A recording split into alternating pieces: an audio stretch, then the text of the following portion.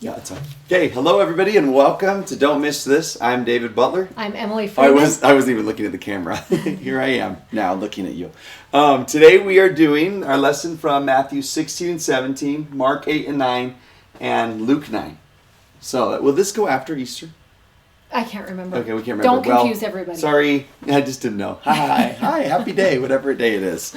Let's start with this story in Matthew 16 that we love so much. It starts about verse 13. Where Jesus came into a place called the coast of Caesarea Philippi.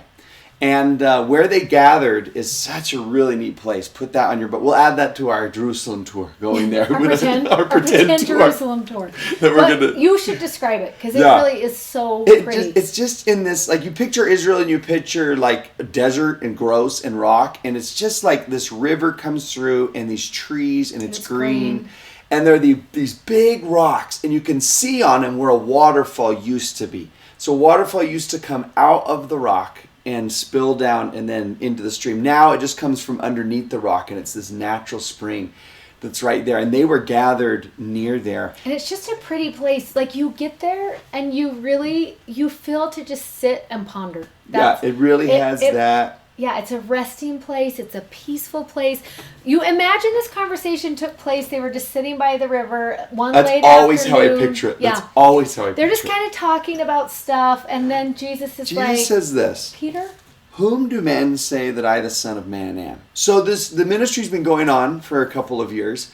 And what are the rumors? What are people saying? Who do people actually think I am? And they say, some say you're John the Baptist, some Elias, some Jeremiah the prophet, right? This is kind of just because some of the things he's been saying, and they think that you're him or him or him. And then this question, verse 15, but whom say ye that I am? Okay, great. That's what everybody else is saying about me. But who do you think I am? You after spending this time together, like, who am I to you? And then Peter, you love his answer. And I don't know if this is how this happened, but a great activity to do is to watch the Bible video from this scene. And it's exactly how I picture it happening, because right when he asks the question, Peter, he's so impulsive anyways by nature, he answers immediately. He doesn't take any time, to give that. I remember being there with a group and sitting under some of those trees, and our tour guide asking, is there anybody here who wants to say what their personal feelings about Jesus are? And that is sometimes like someone's like, hey, is someone willing to say a prayer? Is someone willing to give a thought? And everyone kind of sits there for a second. Just love in that video that Peter's like, he answers right away, thou art the Christ, the Son of the living God. Like, I know that. I know that's who you are. And gives that answer. And then Jesus' response back, blessed art thou, Simon Bar-Jonah, for flesh and blood hath not revealed it unto thee, but my Father which is in heaven. And it's interesting if that question, his response and that answer are really neat. If you know a little bit about what's going on there, is anciently at the time of Jesus, there was a temple there. And it was a temple that was dedicated, like a lot were, to Caesar. And he was called the Son of God. Like, that was a title that Caesar had back then. So Peter's answer is they're there in the shadow of who everyone's calling the Son of God, a dead God, right? Because Caesar's father had died. And he says, thou art the Christ, the Son of the living God. You are the real Son of God. And then when he says, flesh and blood hath not revealed it unto thee. At that temple, people used to go to that temple for answers to questions. And what they would do is they would take the blood and guts of animals that they'd sacrifice, and they would put them into this little well. And if they floated up, the answer was yes. And if they sunk, the answer was no. So people went there to get answers to their questions. Like, what do they, And so when Jesus says, you didn't get this answer from, the little well ceremony thing up there. You got this answer from my Father directly, which is in heaven. And I love that so much. So you got this right from him. I had a chance to have President Oaks come to the UVU Institute, where I teach Institute. And while we were sitting in the room all together, one of the teachers asked President Oaks this question. How do you feel to be a special witness of Jesus Christ? And President Oaks looked right back at him and he says, I don't know. Why don't you tell me? And he said, anyone who's had the Holy Spirit witness to their heart that Jesus is the Christ is a special witness of him. And he taught us about that apostles are actually called as special witnesses of the name and the differences there. But I've always loved that first answer. I don't know, you tell me. And so we have a spot on the study sheet, like, whom say ye that I am, right? Who is Jesus Christ to you? And I think it's so interesting because everyone is going to have had different experiences. And everyone's going to maybe, when they think of who is Jesus in my life, specific memories are probably going to come to mind. And there's a little spot right here where you can write those, how do you know, right? What are the moments that became a witness for you in your life? And just to take a few minutes to think about that witness and what it was for you and for each of us, because Christ is so personal and he meets us in our stories. Right. And those witnesses are going to be so individualized. And a neat activity that might be with Peter in particular, because we know his story. It's like, hey, in the first 15 chapters of Matthew, what has happened to Peter that maybe he's remembering, right? Mm-hmm. And then do that for yourself, Peter, he right? was a lifeguard at one point, right? And he was a teacher on the water, and he could just go through his whole life. He was someone who knew where the fish would be. He would, all these little intimate moments where Christ was teaching him, Peter, let me show you who I am. And he didn't do it perfectly. He was so messy at it, and things were difficult, and he had to wait. Just real life, real stories here. But it's just so cool to look at his life first. What would he have thought of? And then to think about yours. You know, what would your answer be, and how do you know that? It hasn't been flesh and blood that's revealed it, but it's been my Father. There's a really awesome word play that happens here. So I want to take you back to the river. Just imagine you're sitting on the grass right there. And there's that moment when he says, whom say ye that I am? And you love that moment when Peter looks at him and says, thou art the Christ, the Son of the living God. And Jesus is going to answer right back to him, and you are Peter. And upon this rock will I build my church. And I just think to myself, what a powerful moment of witness that was for both of them, right? It was a witness moment for Peter of, I know who you are, and Jesus saying back to him, I know who you are. Yeah. And it's neat because the name Peter means the rock. Yeah. And then he says, upon this rock.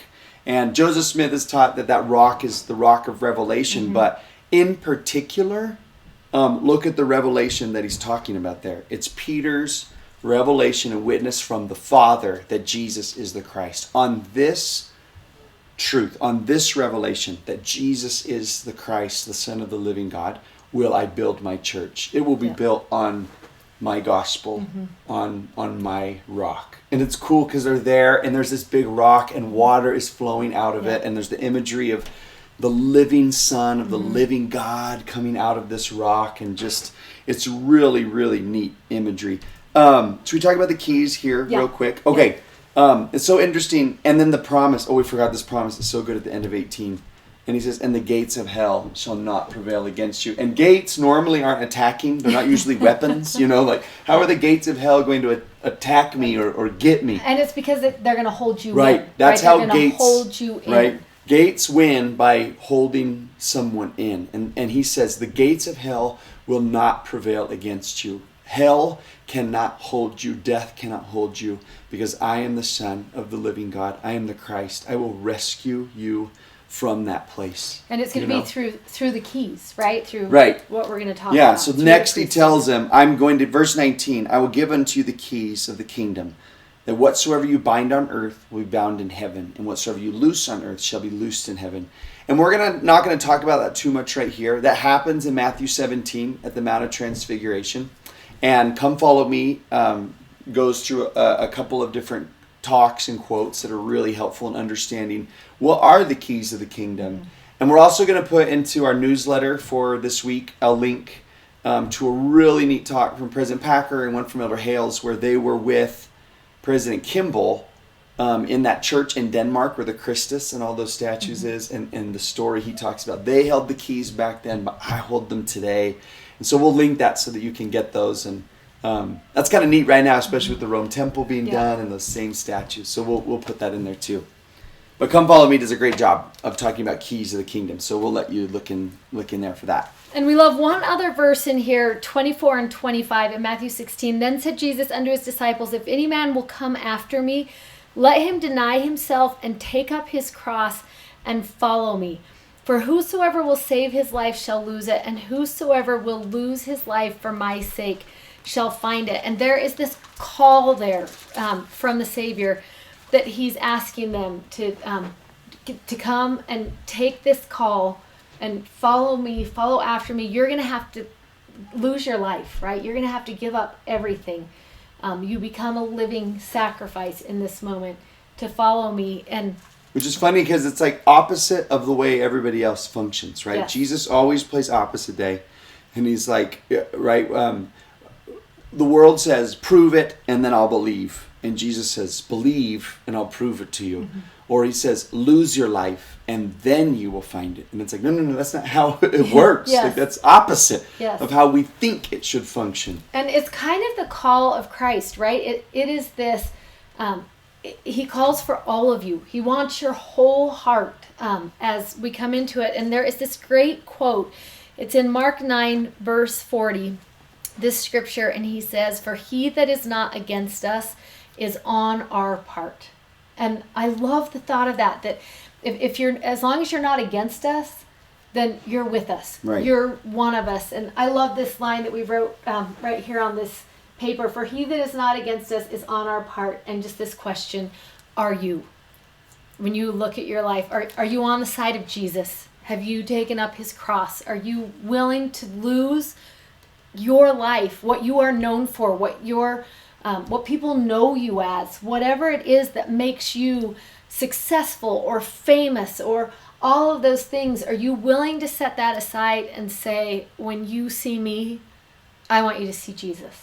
Yeah. When you hear me talk, I'm going to talk about Jesus. That it's when he becomes our main focus, when he becomes our goal, when that's what we are searching for and seeking for and striving for, that's when we are going to find our greatest successes. And it's so encouraging also because he's not an all or nothing God, right? So that quote right here, for he that is not against us, mm-hmm. meaning like I could be just 1% on the side of, I wish I could give more. I wish I could, there's that great hymn, Come Thou Fount, that says, here's my heart, Lord, take and seal it. And sometimes I sing that and I think that and I'm like, sometimes I don't know if I'm ready to give away my whole heart. Like there's just that natural side of me that wants to hold back some of it. And God is right. If as long as you're not against me, you're for me, even just a little. And our sacrament prayers every week remind us of that. We covenant that we are willing to take upon us his name, right? I want to. I want to do it. And we're practicing, right? We are just. You watch Peter practice all the way through his life, even up until the very end. For Easter, we are going to watch that happen. Even when he, on one hand, 3 times he tells him, I will go with you, I will die for you, I will all these things. And the next thing you know, he's saying he doesn't even know who Jesus is and he's not with him. And it is practicing, right? It's turning again and turning again and turning again to Christ. And he knows that's the way it's going to go. And he just waits for us to turn again. Slowly. Turn again. Because it's in this chapter where Jesus talks about, I have to go to Jerusalem to be crucified. And Peter's like, nope, you don't. It's like 2 verses before, 22. Yes. He's like, nope, that's not going to happen. And he says, get thee behind me, Satan. Right? He's like, Peter, stop. He has to rebuke Peter 2 verses before which that. I love watching in Peter. Sometimes he is the champion of the cause. And sometimes Jesus is just pulling him along, and he's just doing his best. He's just trying to love Jesus. And I think we love Peter even more for that. There's a great Peter and Jesus story that takes place in chapter 17. It's one of my favorite. It starts in verse 24. And when they were come to Capernaum, they that received tribute money came to Peter and said, doth not your master pay tribute? And let's talk for a minute about what was the tribute. So tribute money was sort of like an offering just for the temple. So it was sort of like a very particular type of tithing that was collected. Because they're right there at the temple, that's where they would collect it. And so just all members of the house of Israel were required to pay money to have the temple running, for the priests to be sustained, for everything that was happening there. So this is particularly money for the temple, which makes sense when he starts. Yeah, when he so gives it's interesting because they come to the door, they knock, they ask if they're going to pay the temple tribute, and Peter says yes. And then he shuts the door and he goes into Jesus, and Jesus has been listening, and he says to him, "Okay, let's think about this for a minute, Peter." And he says this, "What thinkest thou, Simon? Of who do the kings of the earth take custom or tribute? Do the children who live in the house pay for the house, or do the strangers pay for the house?" And Peter says, "The strangers do." And Jesus says to him, "Okay, so then the children are free," right? And in essence, what he's saying is, that's my Father's house, and I am his child. And in reality, I wouldn't pay a tribute. And then he says this in 27, "Notwithstanding, lest we should offend them." And I love this because the Savior's message is a message of peace. Yeah. Always. And so he's going to look at that whole situation and he's going to say, "I'm the Prince of Peace. I am." Because easy he could have said, doctrinally, yes, I do not have to pay. Yeah. Let me explain to you why I'm right and why I don't have to. But he's like, hey, it's not worth it. It's not battling over doctrine. So then there's going to be this process that happens. We've put you a little spot here. We want you to fill in the blanks. You're going to go one by one and just think about this process for a minute. He says to Peter, so just imagine, they're sitting in the house. They don't have any money. Peter's got to go find money for the tribute. Where is it going to come from? And he says this to Peter. Now, if he said this to you, what would you be thinking? Okay, he's serious. This is going to be for real. He says to Peter, "Okay, listen, this is what I want you to do. Go to the sea." Okay, that Peter's used to doing that. Cast a hook. Okay, take up the fish that first comes up. That's the one I want you to get. And when you have opened his mouth, thou will find a piece of money. Take that and give it for me and thee. Okay, what are the odds? Let's just think about this. I was about to say that same thing. What are the odds? Seriously. Do you know how big the Sea of Galilee is? Do you know how many fish are in there? And how many fish he's caught? He's also, like, I've caught so many. Which part of the sea is he supposed to go to? Right. He doesn't tell him, go to the one that's the right dock down. right on the east side or something. You just go to the sea, and where you go, the first fish that comes up, hook it. Right? He's confident Peter's not going to miss that fish. You hook it, and when you get it, you open up his mouth, and then it'll be the exact right amount of money. Yeah, so not just money in a fish is wild, but like the right money. Also, when did that fish even swallow that money? And who dropped it in the sea in the first Okay, right? place? You just got to start thinking about all these things. I love what James Talmage says about this. From Jesus the Christ is where I'm reading. If you want to look this up after, this is on page 385, and it's in chapter 24. And he says this, "Nevertheless, the knowledge that there was in the lake a fish having a coin in its gullet, that the coin was of the denomination specified, and that particular fish would rise and be the first to rise to Peter's hook, is as incomprehensible to man's finite understanding as are the means by which any of Christ's miracles are wrought." And when I think about how tender mercies are orchestrated, when I think about how miracles are orchestrated, in my mind, this story in the New Testament is one of the finest stories for showing how the Lord can orchestrate an entire situation that it is just so unique that he's going to go to the right place and find the right fish that swallowed the right coin that someone put in the water how many days before, and he's been swimming around with it in his belly, and he's going to rise and be the first one to bite it. How is that going to happen? And yet Jesus is just so calmly just sitting there and says, "This is how it's going to work, Peter. Just exactly like this." And then this is the part I love the most. Instead of Peter being like, "What?" There's nothing about that. He just goes. He just gets his fishing pole. He goes like, out there. "All right, I'll be back." It's such a good story. It's just such a good witness of these tender mercies. And we have a little box right here. Well, I love this. Who was the miracle for? And the miracle really was for Peter, right? It's just another teaching moment for the Savior. And there's a little box here that says, when have you caught the fish with the coin?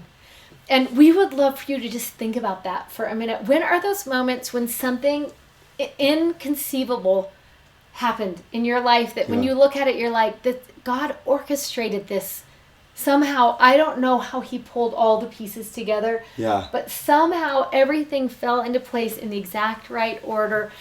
And the Lord did this. For this to happen. This simple thing. Yeah. Do you remember that line from Elder Maxwell where he just says, the star of Bethlehem was put into orbit that millennia before? Just think of all the planning that took into the Christmas star to be in orbit so it was in the right spot in the sky, for the light to travel to the earth on the very night Jesus was born. And then he said, God puts as much, if not more, planning into human orbits, into these kind of things happening in our own lives. That's just such a powerful thing to think of him orchestrating these things. So I once had a student ask me, do you think the Lord ever gets bored in heaven? Like, what does he do all the time? And we were talking about a similar story in Scripture, a tender mercy like this. And I was like, if he's orchestrating things like this, no way.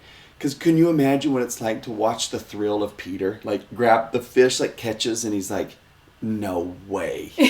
Pulls it in, unhooks it, and he just opens the mouth and he's like, you gotta be kidding me. And like we those are so thrilling. They're so thrilling. Those moments when you see the Lord like just play his hand in something. Every time that happens, when I see a moment like that in my life, I just kind of mumble under my breath, like, I see you.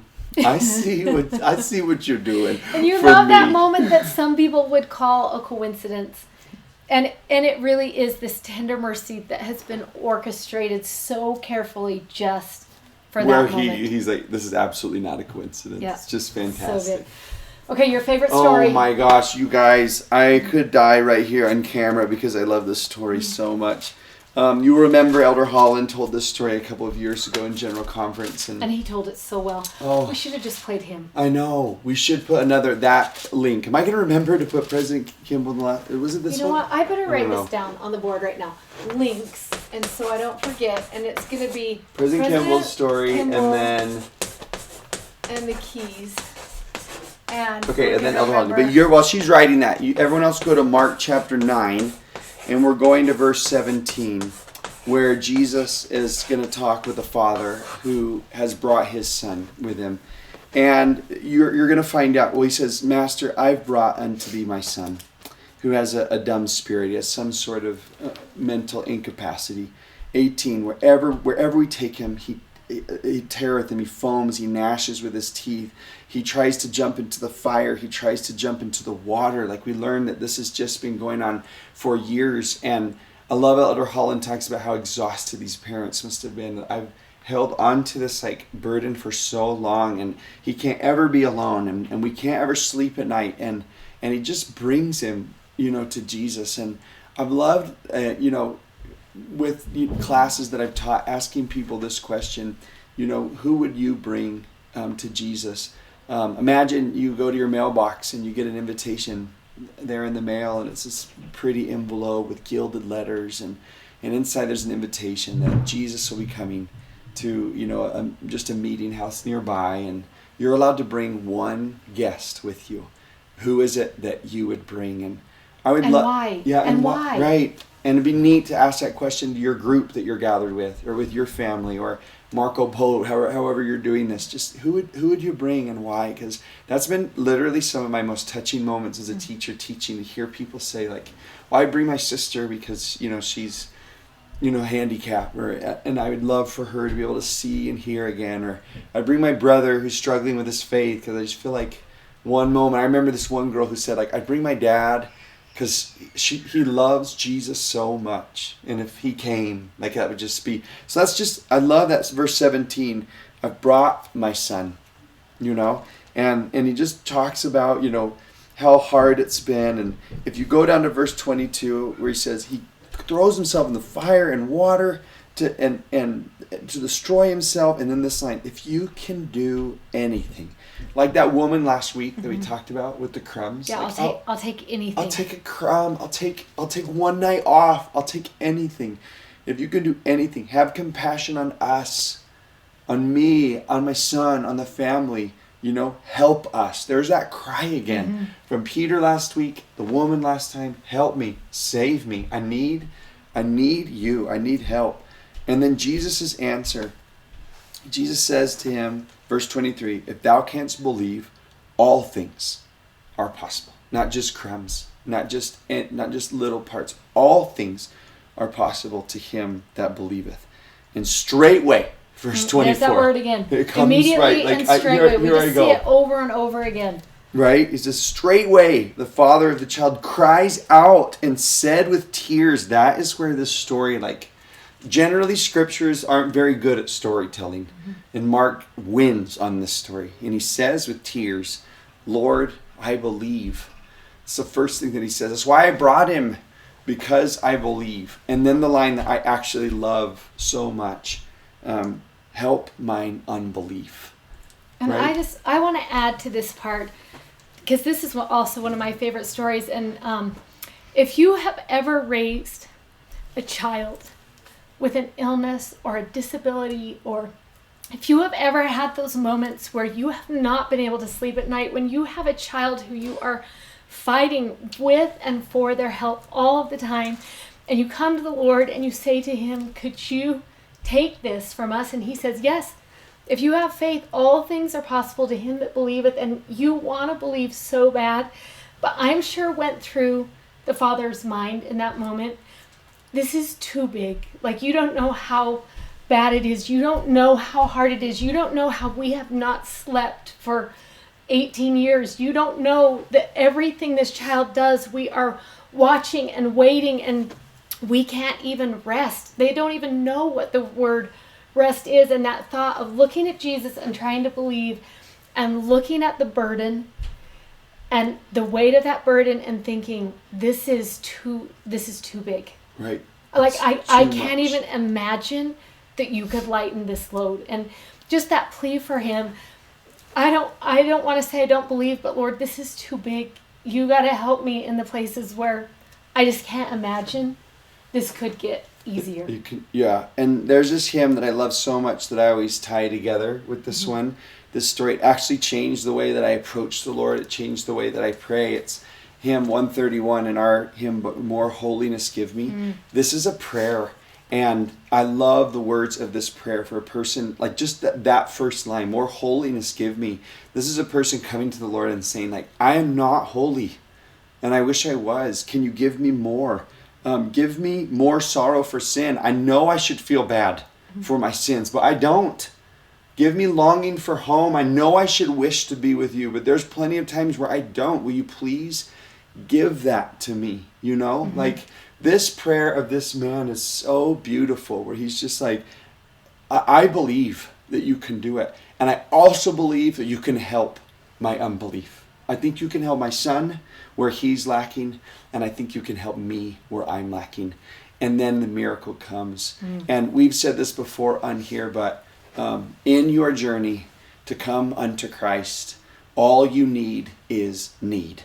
That is where it starts every time, is to recognize I am lacking and I am in a need of something. That is where every miracle, where every journey to Christ begins. Yeah, we love when Sister Craig said that, and you might want to look it up in her talk, Divine Discontent. And she talked about every miracle begins with a lack or an inadequacy or a want. And it is true, when we look at these, everyone approaches the Lord from a place of need. Right. And they make a request.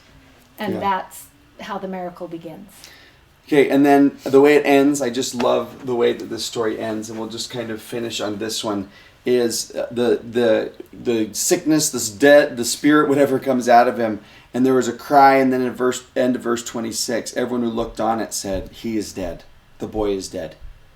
And then I love that the first two words of verse 27. It ends 26 saying, he is dead. And then the first two words of 27 says, but Jesus. And then it takes him by the hand and he lifts him up and he arose. And I just feel like there's going to be times when people look at their situation of their life and they're going to say, this one is dead. There's nothing, this marriage is dead. Our hope is dead. our whatever the situation is, it's dead. And then you remember those first two words in 27, but Jesus. It's like someone comes in and says, you forgot Jesus though. You forgot that all things are possible, to him that believes. Yeah, it's so good. This is such a great story. And just as we go through this whole lesson and look at all of these things, whom say ye that I am, right? And at the end of this, we get to that same call, that same, you just have to believe. And maybe that's the two words we whisper all week long, but Jesus. Yeah. I don't know how I'm going to do this. I don't know how I'm going to get through this. I don't know how this is going to work out, but Jesus. But Jesus. I'm a mess. Yep. But Jesus, that's what I'm saying. It just reminds me of this story. I had the opportunity to work at a charter school. I was on the board of a charter school for a long time, and the principal asked me into his office one day, and he said, I knew you would love this. And he had this piece of paper, and the kids were learning those phrases that are like under the, above the, around the, whatever. Prepositions? Yeah, is that right? prepositions. And we're both authors. And they were writing in there, the boy, the one question was, this boy lost his belt. What should he do? Where should he look? And then you could write down things like under the bed or in the closet, or it had this whole list of all these things. And this little boy had written just in his little hand, you love their writing at that age, Jesus will help you. That was the answer. And I was like, I want to frame that and put it in my house. It's that same thought, but Jesus. Yeah. He knows what to do. So beautiful. Oh, we love these chapters. It's good. They're so awesome. So good. Okay. See you next week.